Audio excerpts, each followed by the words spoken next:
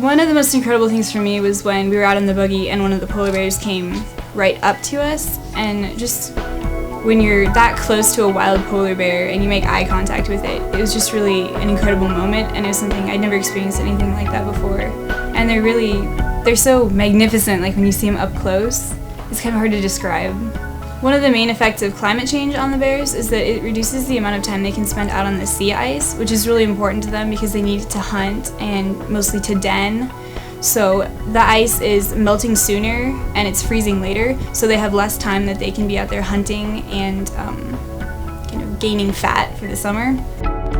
So while we were up there in Churchill, we learned a lot about just climate change in general and the ways that it's affecting the polar bears and the Arctic environment and the people who live up there, and how something that affects the polar bears might also affect the community of Churchill, because a lot of what they do is centered around the bears and it's a big part of their economy. So we learned a lot about how everything up there is connected, and if one thing is affected in a drastic way by something like climate change, it affects the whole thing. So some of the small things that people can do to help reduce their carbon footprint are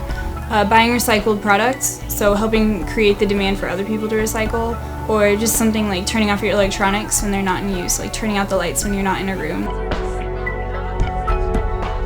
I think a lot more about ways I can live more efficiently, and I've been talking a lot with my group of friends about how they can do it. Like, I bought them all a reusable water bottle. It's a small thing, but those small things definitely add up. Well, I'm pretty hopeful about the situation because